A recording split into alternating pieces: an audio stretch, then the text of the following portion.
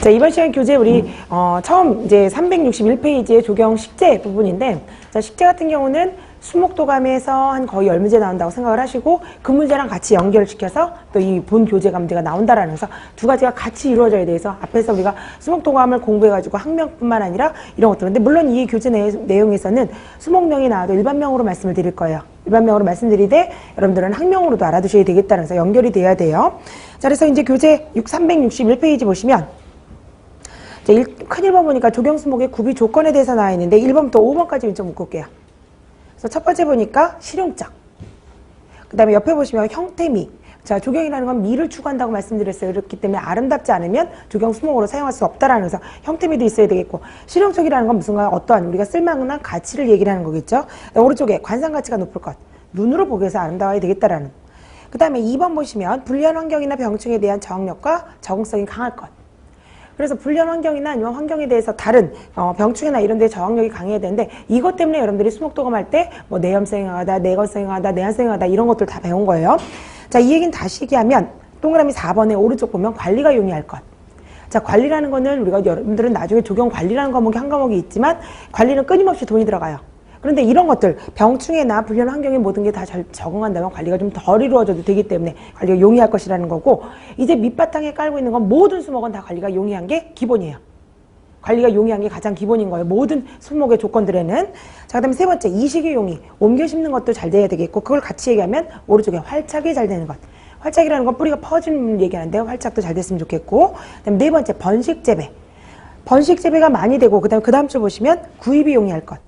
예를 들어 공장 조경을 하게 되는데 뭐 천주가 필요하다. 어떤 수목, A라는 수목이. 그런데 뭐 우리나라에는 10주밖에 심어진 게 없다. 번식된 게 없다. 이러면 문제가 되겠죠. 그래서 번식 재배도 잘 돼 있어 구입이 용이한 것까지 포함이 된다는 거서 이렇게 5가지 조건.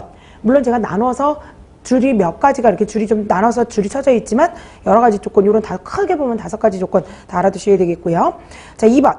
그러면 식재를 했어요. 식물을 심었을 때 식재 성과를 효과적으로 구현하기 위한 고려사항 1번부터 3번까지 좀 묶을게요. 자, 첫 번째 오른쪽 보니까 우량 소재 선정. 어쨌든 제일 첫 번째는 정확한 제대로 된 그런 수목을 선택을 해야 되겠고, 자, 두 번째 토성의 적절한 준비. 우리가 수목은 밑바닥에 뿌리 내리고 있는 거는 흙이 토양이기 때문에 그 토양에 적절한 성질도 알아야 되겠다는 거. 그래서 여러분들은 나중에 또 토양 한 파트를 배울 거예요. 다 그거에 대한. 그 다음에 세 번째, 정기적인 사후관리 철저. 자, 관리는 무조건 용이해야 되겠다 그랬죠. 근데 이거는 살아있는 생물이에요, 수목은. 그래서 끊임없이 생장을 하기 때문에 계속 끊임없는 정기적인 사후 관리까지 철저히 해줘야지 우리가 심은 목적대로 제대로 잘 클 수 있다라는. 그래서 요 페이지는 제가 묶어놓기만 했는데, 그리고 줄줄 몇 개 쳐드렸지만 시험 문제도 여러 번 그냥 나왔던 문제들이에요. 자, 넘겨보세요. 자, 362페이지. 자, 362페이지 보시면 조경수목의 분류라고 되어 있어서 1번에 보면 교목과 관목에 대해서 나는데, 이건 여러분들 수목도감 첫 번째 시간에 다 말씀드렸던 것들이에요. 첫 번째 시간에 성상하면서도 다 말씀드렸고, 그래서 한번 복습하는 차원에서 보시면 1번의 교목. 자, 교목이라는 건 기억본 보시면 중심줄기의 신장생장. 중심줄기의 신장생장. 자, 가운데 줄기가 곧게 신장, 키가 크는 그런 생장을 한다고 했는데, 우리가 교목의 가장 큰 이 중심줄기의 신장생장 이렇게 길게도 안 하고 4글자로 줄여든 적이 있었죠. 수목도감 할 때 뭐였나요? 자, 맨 오른쪽에다 콤마 하시고 쓰세요.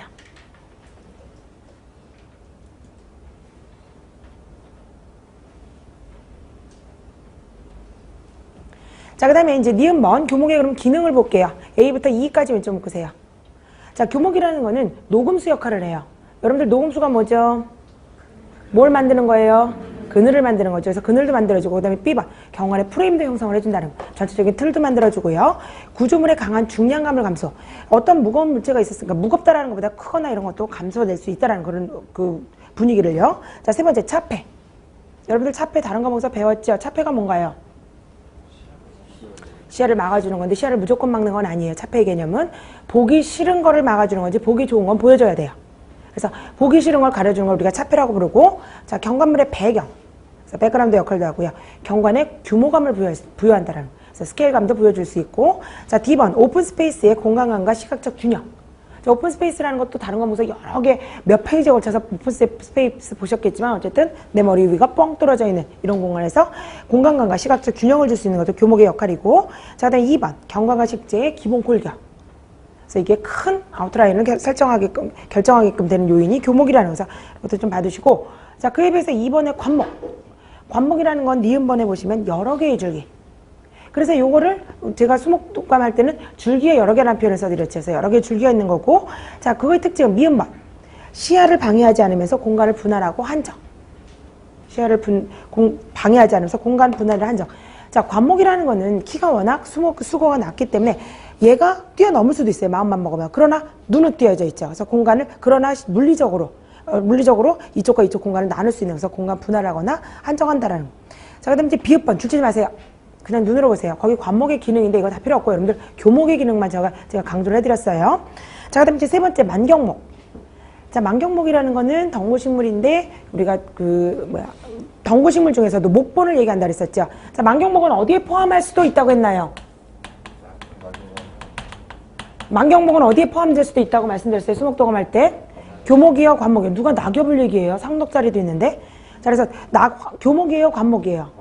관목에다 들어갈 수도 있다 그랬었죠. 그러나 수목도감 할 때 제가 따로따로 외워두시라 그랬죠. 만약에 시험 문제에 어떤 유형으로 나올지 모르기 때문에 만경목이 관목에도 포함될 수 있으나 얘를 관목으로 다 외워버리면 안 된다라는 거서 만경목은 만경목 따로 그러나 관목에도 포함될 수 있다는 거, 학자에 따라서는. 자, 그래서 옆에서 표시 좀 해줄게요. 관목에 포함될 수 있다고.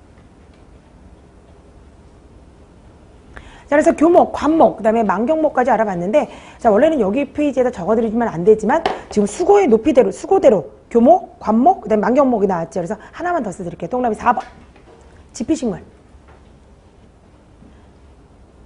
땡땡. 높이 30cm 이하. 높이 30cm 이하. 자, 이제 식재, 과목에서는 숫자. 식재나 시공이나 물론 계획이나 설계에 대해서 그렇지만 관리도 그렇지만 숫자들 잘 보셔야 돼요. 이렇게 명확히 딱 적어드리는 것들은 숫자를 잘 기억을 해두셔야 되겠다는 거. 자, 지피식물이라는 건 땅을 피곡하는 덮는 식물을 얘기하는데, 자, 높이라는 표현을 썼어요. 실질적으로 식물의 수목에서는 수고라고 부르고 초본유에서는 초작이라고 부르는데 그냥 여러분들이 이해하기 쉽게 높이라고 말씀을 드렸고요. 높이가 몇 센치 이하를 지피식물이라고 한다고요? 지피식물이 몇 센치요? 나중에 다른 부분에 와서 또 물어볼 거예요. 근데 어쨌든 30cm를 넘으면 안 되겠다라는. 그래서 시험 문제 혹시 지피식물은 1m 이하 뭐 이런 식으로 하면 답이 틀린 거예요. 그래서 그 숫자가 아니면 틀린 거라는. 그래서 이 네 가지 교목과 관목의 분리분 이런 것도 좀 봐두시고. 자, 그다음 이제 오른쪽 페이지 이번에 음수와 양수 볼게요. 자, 음수와 양수 들어가기 전에 먼저 한번 보시면, 자, 우리가 수목이 하는 역할 중에 공기 중에 있는 이산화탄소와 물이 만났을 때, 자, 하늘에서 뭐가 내려오냐면 빛이 내려요. 자, 빛이 내려오면 뭐가 만들어지나요? 뭐가 만들어져요? 식물은 무슨 역할을 해요?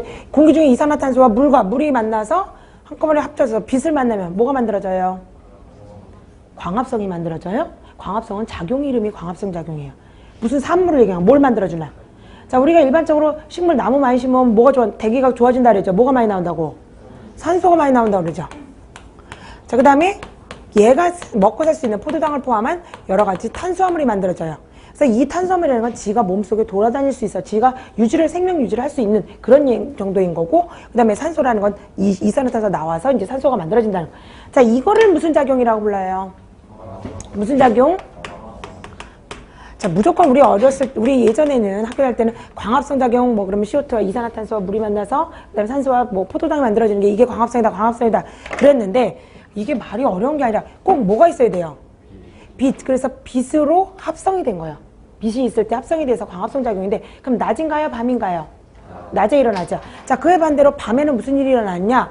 낮 동안 만들어냈던 탄수화물과 산소를 가지고 지가 이산화탄소와 물을 만들어내요. 자, 우리도 이산화탄소가 나오는 작용 뭐라고 불러요? 사람도 있어요. 이산화탄소가 나오는 거. 무슨 작용이라고 그래요? 호흡이라고 부르죠. 그래서 식물도 호흡작용을 한다라는. 그래서 만들어놨던 탄수화물과 그다음에 산소를 이용해서 이산화탄소와 물이 나오는 걸, 이걸 호흡이라고 부르고. 자, 이 호흡작용 그러면 낮에 일어나요? 밤에 일어나요? 밤에 일어나겠죠. 그래서 낮과 밤은 구분하시고 이 문제는 나오진 않을 거예요. 근데 왜 말씀을 이걸 먼저 했느냐? 이 정도가 예전부터 알고 있었던 여러분들이 광합성 작용과 호흡 작용 한번 적어봤고, 그 다음에 혹시나 나올 수도 있는 문제고요, 앞으로는. 그런데 기본적으로 이건 알아두셔야 되는 거고, 이건 좀 이따 필기할게요. 이제 내용 좀 보시고. 자, 그래서 보니까 첫 번째 동그라미 1, 2번을 좀 보세요. 첫 번째 광포화점, 두 번째 광보상점. 자, 광포화점이라는 거는 빛의 강도가 강해져도 동화작용량이 상승하지 않는 한계점.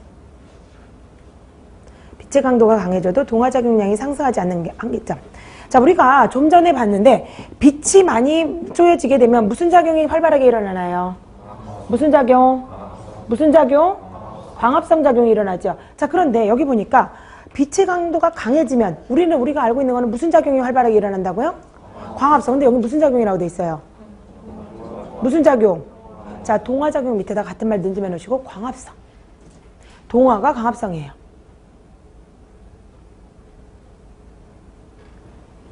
자, 그래서 동화작용 또는 광합성 작용은 당연히 빛의 세기가 강해지면 강해질수록 많이 일어나게끔 된다라는 거예요. 자, 그 다음에 이제 광보사점 먼저 줄만 쳐놓고 있다. 좀 이따 설명드릴게요. 기억본에 보시면 CO2 흡수. 오른쪽에 CO2 방출량이 같아지는 점. CO2 흡수량과 CO2 방출량이 같아지는 것. 자, 여러분들 CO2 흡수는 언제 일어나나요? 광합성하고 호흡작용 중에. 광합성이에요? 호흡이에요? 지금 식물 입장에서 이거를 흡수하니까 호흡이 아니죠. 호흡은 뱉는 거죠. 그래서 CO2를 흡수하는 건 무슨 작용? 광합성. 그러면 CO2 방출하는 거냐? 호흡작용. 그 앞에 나와 있지만 줄을 안 쳐드리는 건 이미 이건 알고 계셔야 돼요. 이렇게 된 거를 얘네들의 구조식을 좀 아셔야지 이건 얘기가 되는 거기 때문에 그거만 다 빼고 말씀드렸어요. 자, 어쨌든 한번 이걸 그래프로 그려보면, 자, 빛의 세기가 강해지면 강해질수록 광합성량은 증가돼요? 감소돼요? 증가되나요? 감소되나요? 증가되죠. 광합성 빛의 세기가 지나면 이 정도. 뭐 예를 들어 일정하게 비율로 또 정비례되진 않지만 빛의 세기가 좀 이 정도다. 그러면 이렇게 점점 빛의 세기가 강해지면 광합성량도 증가된다라는. 자, 그런데 보니까 어느 순간 되니까 무슨 일이 벌어졌어요? 빛의 세기가 강해져도 광합성이 일정해졌죠. 자, 요 점. 요걸 뭐라 그랬나요? 아까 줄증거 보세요. CO2 방출량과 빛의 강도가 강해져도 더 이상 광합성이 증가되지 않는 점. 무슨 점이요? 광포화점이라고 부른다는.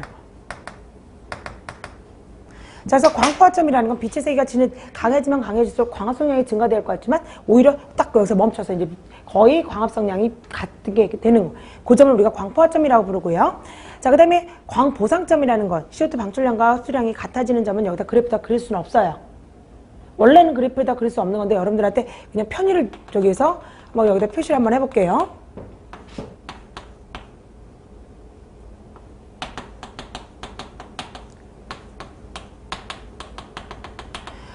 자, CO2 흡수량과 CO2 방출량이 같아지는 점.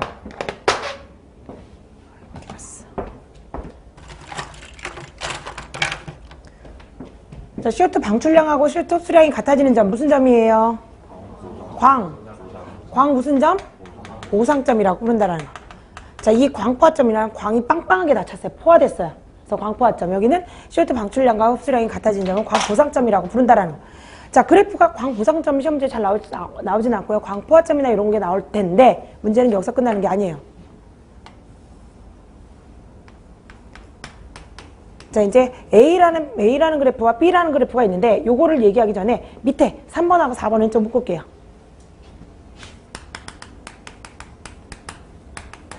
자, 수목도감에서 우리가 양수와 음수 했었죠. 자, 양수라는 거는 의미가 뭔가요? 양수가 뭐예요? 빛이 잘 받아야 돼요. 음수는요? 그늘에서 잘 자라는 거예요. 그늘에서 잘 자라는 게 아니라 그늘에서 잘 견딜 수 있다라고 제가 말씀드렸어요. 요 양수는 빛을 많이 받아야 된다고 말씀드렸고요. 그런데 지금까지는 그냥 대충 그 정도만 알고 있었는데 좀 이따는 이제 퍼센테이지 숫자에 딱딱 맞춰서 얘기를 할 거고, 우선은 여러분들이 정확히는 잘 몇 퍼센트는 몰라도 양수란 건 빛을 많이 요구하고 음수란 건 빛이 적어도 견딜 수 있다라고 얘기를 했어요. 자, 그러면 A하고 B 그래프 중에 양수.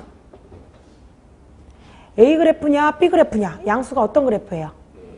A죠. A라는 건 빛을 많이 받아야 되니까 그만큼 요 점이 무슨 점이죠?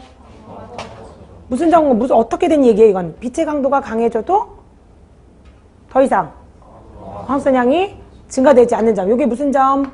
광포화점이라는 거. 자, 그 다음에 CO2 방출량과 CO2 흡수량이 같아지는 점. 무슨 점? 광보상점이라는 거. 보니까 B라는 그래프보다 A라는 그래프가 무조건 빛이 더 많아야 되겠죠. 그렇기 때문에 A라는 그래프가 무슨 그래프라고요? 뭘 나타낸 거예요? 양수. 여기 밑에는 음수를 나타낸다는 거. 시험 문제는 여기서 끝나는 게 아니에요, 또. 아까처럼 A라는 거, B라는 거 이렇게 예를 들어 놓고 나서 자, A에 해당하는 수목이 아닌 것은 1번 진코빌로바, 2번 파이너스 텐시플로라 이런 식으로. 그래서 수목도감하고 연결된다는 얘기가 이 얘기예요. 수목도감에서 학명만 쭉 외워가지고 다음 중 요 학명이 무슨 수목이냐 이런 문제도 나와요, 요새 간혹 가다가. 근데 그거를 노리는 거 그런 거보다는 이런 식으로 하나 더 업그레이드해서 예를 들어 A를 A 놓고 B 놓고 A에 해당하지 않는 수목. 근데 1, 2, 3, 4가 다 일반명, 보통명이 아니라 학명으로 나온다는 거. 그러면 학명이 무슨 수목인지 알아야 되겠고 일본명으로 그게 양수인지 음수인지를 구분하실 수 있어야 되겠죠. 그런 식으로 문제가 나와요.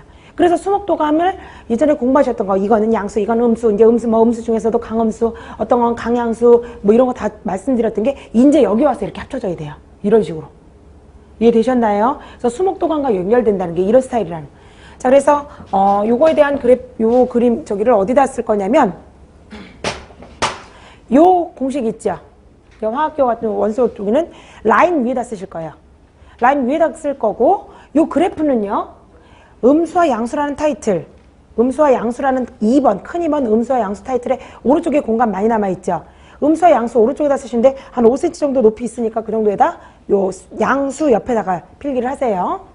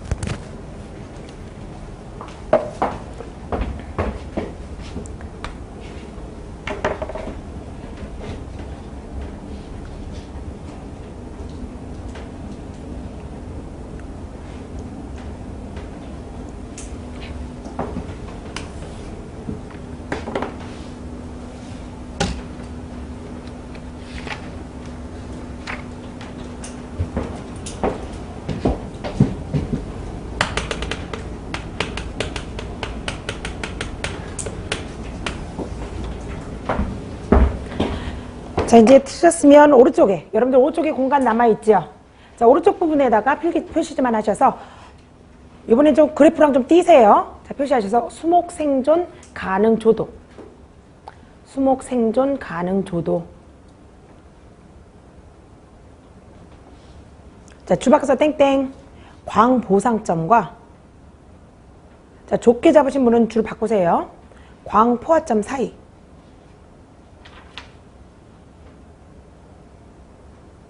자, 그래서 우리가 수목을 생존을 할 수 있는 그 가능 조도를 우리 뭘로 보냐면 광포화점하고 광보상점 그 사이를 얘기를 한다는 거를 우리가 수목 생존 가능 조도라고 얘기를 하고.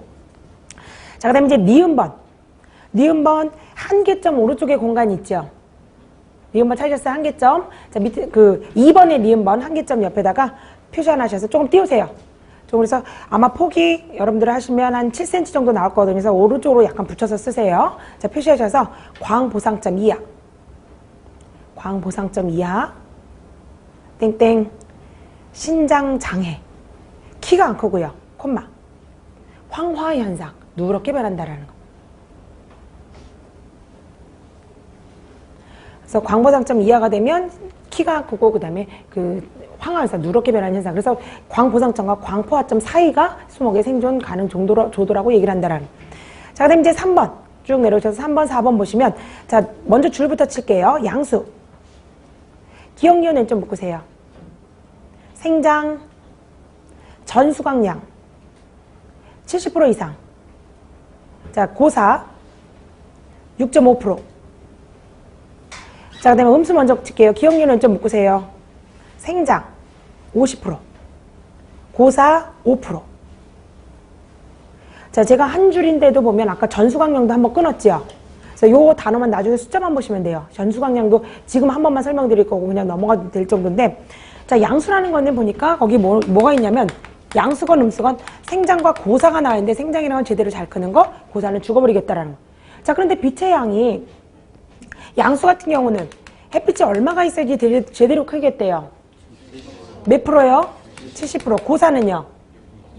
6.5%. 거의 10분의 1만 되면 이제 죽어버리겠다는 소리죠. 그런데 여기 무슨 소리가 있냐면 전수강량이라는 단어가 났어요. 자, 전수강량이란 뭐냐면 전체, 뭐를? 빛을 수가 받는 거예요. 그러니까 전체적으로 받는 빛의 양, 이거의 70%. 그럼 그 얘기는 하늘에서 100이라는 만약에 저희가 햇빛이 내리고 있다면 양수가 제대로 크려면 몇이 닿아야 되겠다고요? 몇 이상이? 70 이상이 돼야 된다. 그 소리예요. 그래서 전수강량이라는 건 빛을 받는, 전체적으로 빛을 받는 양을 얘기하는 거고요.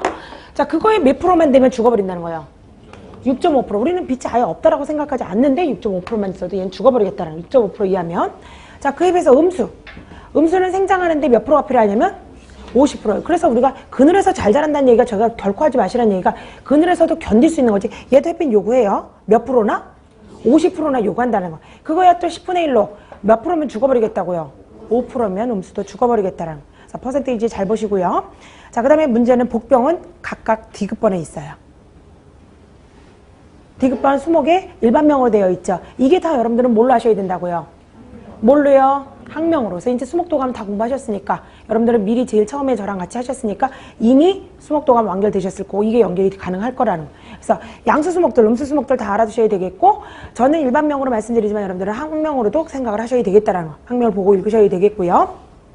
그래서 간혹 가다가 수업 중간에 학명으로 얘기해달라는 분들이 계세요. 뭘 알아야지 하지요. 확 이렇게 얘기했을 때 제가 파이너스 덴시플로라까지는 알겠죠. 파이너스 분지하나, 그 다음에 주니플러스 차이네시스, 이렇게 하면 커뮤니케이션이 잘 안 되기 때문에 저 그냥 일본명으로 하도록 여러분들이 나중에 학명으로 연결하시라는 거예요. 자, 그래서 다 알아두시고 맨 오른쪽에다가 그 대나무를 여기다 콤마 하시고 협축도 하나 써둘게요. 자, 그 다음에 이제 음수도요. 굴거리 나무에다 콤마 하시고 산호수. 산호수는 우리가 산호수나 거기 앞에 나와 있는 자금호, 백냥금 이런 거는 수목도감 할 때는 안 했었어요. 근데 이런 것들도 이름 좀 다 받으시고, 나머지 것들은 이거 외에도 많아요. 수목도감 할 때 양수인지 음수인지 체크해드렸죠. 그런 것들 다 보셔야 돼요. 자, 그 다음에 이제 5번. 내음성, 다시 말하면 음양수를 판단하는 방법. 기억에서 시호까지 좀 묶으세요. 최저 수광률 조사. 최저, 가장 낮은 수광이니까 어떤 거예요? 광을 받는 거죠. 그걸 직접 조사를 해보면 이게 몇 프로다. 예를 들어 빛의 양이 그 하늘에서 내리는 빛에 여기가 65%가 내리고 있어요. 그러면 음수 잘아요? 양수는요? 양수는 못 잘하죠. 그렇게 판단하면 되죠. 그럼 양수인지 음수인지 판단할 수 있다라는 거. 수간의 밀도 차이, 수간이 얼마큼, 수간이라는 표현 아시죠? 얼마나 빽빽하냐? 그다음에 지서의 양. 지가 뭐예요? 지서의 양이라는데, 지라는 건 이제 수목이나 아니면 관리 쪽에서는 가지예요. 가지. 지가 뭐라고요? 가지. 촌스럽게 가지라고 써놓으시는 분 없죠. 이건 지서로 나와요, 시험 문제가. 그래서 가지의 양이 어떤지. 자, 그 다음에 생장속도 차이 얼마나 빨리빨리 자라느냐, 고사속도 차이 얼마나 빨리 죽느냐. 자연 전지 정도. 지니까 뭔가 이때 또. 지가 움찔하셨던 게 두경사에서는 연못이었죠. 근데 이게 식재랑 그 다음에 관리에서는 가지라는 거. 자, 그 다음에 염렬의 형태. 어려운 날이 나왔지만 엽이 나왔네요. 엽이 뭐죠? 수목에서 뭐예요? 잎이죠. 잎의 배열 상태에 대해서 얘기하는 거고, 그 다음에 초대 위치라는 거는 가장 끝이 어떻게 생겼는지, 끝이 어느 방향이고 어디 위치에 하고 있는지, 그거에 따라서 내 음성이 음수냐 양수냐를 판단한다라는 거. 그래서 이런 판단하는 방법도 좀 알아두시고, 자, 이제 밑에 보세요. 박스 참고. 타이틀 보시면 음성음지식물과 능성음지식물과 능성양지식물로 나뉘는데, 요거 수목도감 할 때 딱 하나 수종에다가 제가 줄만 두 줄, 밑에서 두 번째 줄 쫙 다 쳐드리고 옆으로 잡혀 있어서 하나 써드렸어요. 그게 뭐였느냐? 첫 번째, 능성음지식물, 같은 말이 한성음지식물인데요. 우선 양지식물이에요, 얘는. 그래서 빛을 많이 받아야 되는데, 그 다음 줄 보니까 맨 오른쪽 보시면 그늘 밑에서도 잘 자라. 얘는 빛을 많이 받아야 하지만 그늘 밑에서도 잘 자랄 수 있는 게 이게 능성 음지식물, 한성 음지식물이라고 한다라는 거예요. 자, 밑에 수목들 나와 있죠? 쭉 줄치시고 다 알아두셔요. 그래서 우리 수목동암 할 때 뭐 했냐면 단풍나무 할 때 이가 나왔었어요. 그래서 제가 나중에 그 식재에 나온다고 본 교재 들어가면 나온다 그래서 그때는 그냥 그게 능성 음지식물이다. 그 정도만 말씀을 드렸거든요. 그래서 이런 정의도 좀 알아두시면서 수목 이름 알아두시고 자, 밑에 보시면 능성 양지식물 또는 한성 양지식물. 얘는 그늘에서는 절대로 생육할 수 없는 식물이에요. 어떤 종류인지 밑에 쫙 나와 있죠? 쫙 줄여놓고 알아두세요. 자, 그래서 음수의 양수 이런 것도 좀 받으시고 자, 넘겨볼게요. 자, 다음 페이지 364페이지 가니까 수형이 나왔는데 수형이 뭔가요? 수목의 수형이 뭐예요? 수목의 형태죠. 자, 그런데 옆에 밑에 보시면 줄치지 마세요. 뭐가 가장 큰 요소래요? 뭐가 가장 큰 요소래요? 자, 빛에다 동그라미 하셔서 이렇게 화살표 좀 하세요. 수형이 만들어진 거는 가장 큰 요소가 빛이라는 거. 빛이 가장 큰 요소가 된다라는 거. 자, 그랬을 때 1번하고 2번은 좀 묶어 올게요. 수형을 동그라미 쳤나요? 전 빛을 동그라미 쳤지? 이렇게 표시까지 해드렸는데 엉뚱한 반대로 하시는 분이네. 자, 동그라미 1, 2번을 좀 묶으셔서 자, 그 다음에 눈으로 보세요. 침엽교목이고 낙엽교목을 묶어드렸어요. 침엽교목은 정화생장이 우세하고 정적 수형으로 생장을 하고요. 낙엽교목 유목시 정화의 생장이 탁월하고 어느 연령이 도달하면 측하의 생장이 더 왕성해서 줄기 갈라지고 부정형의 수강이 이루어 원형형 또는 난형, 평정형 형태. 계속 눈으로 보시랬죠? 자, 보니까 둘 다 침엽교목인 건 낙엽교목인 건 제가 왜 줄을 안 쳤느냐 이렇게 따로 외울 게 아니에요. 둘 다 중복되는 건 뭐예요? 타이틀에서 우선. 타이틀, 침엽교목, 낙엽교목 둘 중에 공통되는 거 교목이죠. 왼쪽에다 교목이라고 썼어요. 묶은 데다. 그냥 여러분들은 나누지 말고 그냥 교목이에요. 그런데 교목인데 제가 읽은 것 중에 계속 반복됐던 두 글자가 있어요. 똑같이 반복됐던 글자 두 글자 뭐 있어요? 뭐라고 돼 있나요? 정아라고 돼 있죠. 자, 이 정아는 뭐냐면 아가 뭐예요? 아.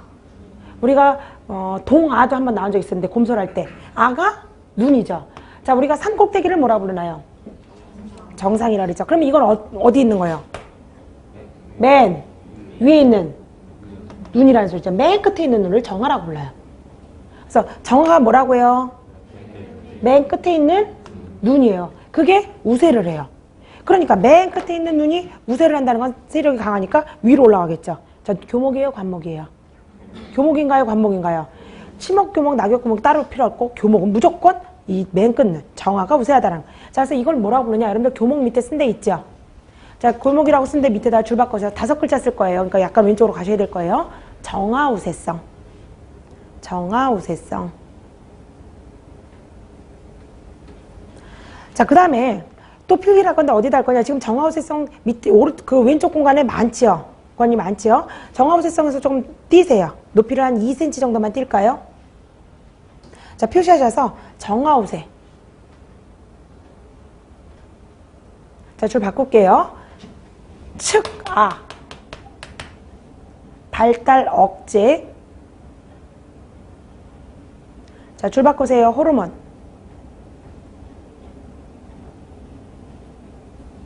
어디다 쓰세요? 지금 계속 정화우세, 콤마, 측아 발달 억제, 줄 바꿔서 호르몬인데 딴 데 가서 쓰는 거 아니에요. 그거 지금 요거 한 덩어리에요, 지금. 정화가 발달하고, 정화 우세하고요. 그러면 정화니까 어디에, 어떤 눈이에요? 맨. 위에 있는 눈이 우세하고, 그 다음에 얘는 측 아래요. 아니까. 눈인데 측면에 있는 눈. 이게 어떻게 됐대요? 발달. 억제했더니요. 그러니까 결과적으로 위로 올라가는 거죠. 자, 이거에 관련되는 호르몬이 뭐냐? 줄 바꿔서 땡땡. 옥시. 옥시는 영어로 두지 말아두세요.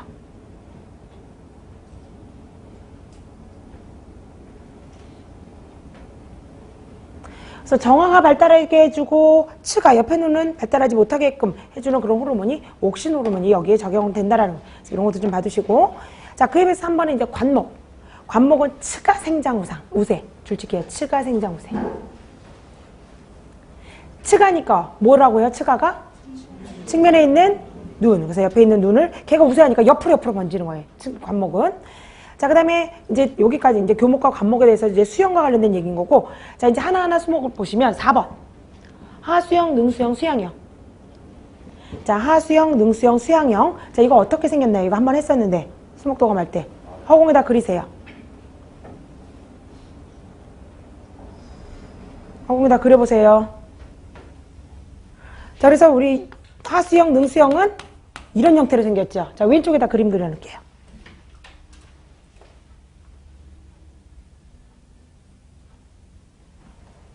오늘 지금 같이 다들 막 허공에다 이렇게들 막 두 손으로 해서 그리시는데 혼자 못 그렸다. 그럼 뭐가 문제가 있는 거지요? 공부가 전혀 아직까지도 안 된 거예요. 그러면 요게 빨리 마무리가 돼야 되는데 수목도감을 아셔야지 이해가 되는 건데 이거 그때도 다 이거는 표시해 드렸었죠. 자, 근데 왜 얘는 남들은 이렇게 똑바로 위로 자라는데 얘는 밑으로 쳐져 자라냐? 첫 번째 기억 보니까 가지의 신장생장이 비대생장을 초월. 자, 신장생장이라는 건 길이가 늘어나는 거예요. 그런데 신장생장을 하는데 비대라는 건 뚱뚱해지는 건데 두툼해지는 건데 이게 못 쫓아가는 거예요, 속도를. 그러다가 길이가 쭉쭉 늘어나는 거에 얘가 탄력받아서 못 가니까 축축 처진다는 거예요. 그래서 이런 형태고 수목들은 뭐가 있느냐? 수양버들, 능수버들, 수양번나무. 제가 우리가 수목도감 할 때 수양번나무 할 때 이거 말씀드렸죠. 자, 그 다음에 이제 밑에 보면 또 수형이 또 나왔는데 기억번. 주지 마세요. 주형, 원주형이라고 되어 있는데 여러분들이 이거 아는 형태예요. 이건 수목도감, 조경사 할 때부터 했었어요. 무슨 모양일까요? 무슨 모양이에요? 무슨 모양인가요? 기둥 모양이죠. 대답도 안 하시네요. 제가 아차 잊었군요. 대답 안 하신다는 거. 자, 기둥 모양. 그래서 왼쪽에다가 좀 길쭉하게 그려놓을게요.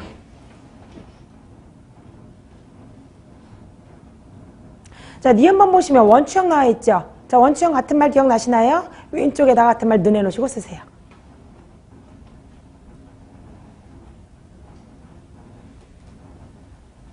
그 왼쪽에다가 원추형 좀 그림 그려보면 원추형.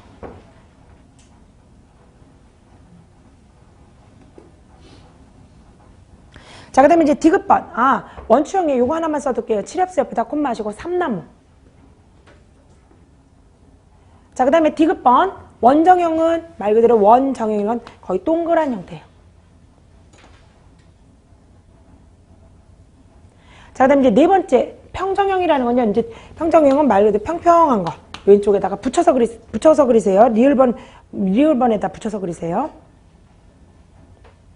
자, 그 다음에 이제 하수형 나와 있고, 하수형은 아까 했었고, 그 다음에 비읍번, 선형, 부채꼴형은 이거 두 개 그릴 거예요.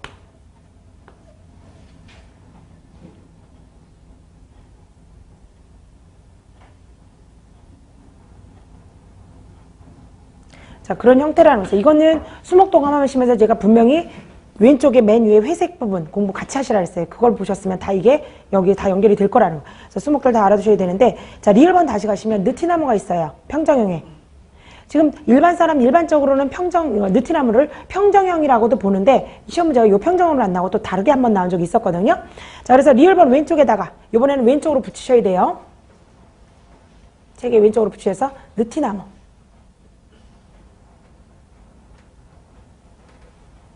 자, 줄 바꿔서 땡땡 배형.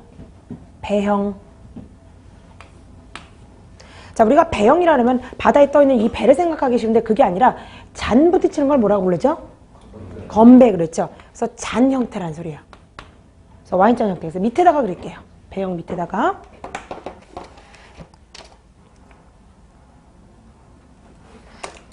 자, 그래서 느티나무는 배형도 보시고 평정형으로도 좀 봐주세요. 그래서 배형도 한번 그래서 나란히 오다 써드렸고, 그래서 수목의 수형은 빛이 가장 큰 영향요인인데 교목과 관목으로 크게 봤고 각각의 형태들을 어떻게 생겼는지 이건 수목도감 하시면서 각 수목을 다 연결을 시키셔야 되겠다라는. 자, 그래서 이번 시간은 여기까지요. 그래서 처음에 조경수목의 구비조건부터 해서 간단한 이게 다 수목도감을 통해서 했었지만 수목도감하고는 이론이 조금 더 붙는다라는. 그다음 수목명은 그대로 학명으로 다 알아두셔야 되겠고요. 그래서 정리들도 잘들 해두세요.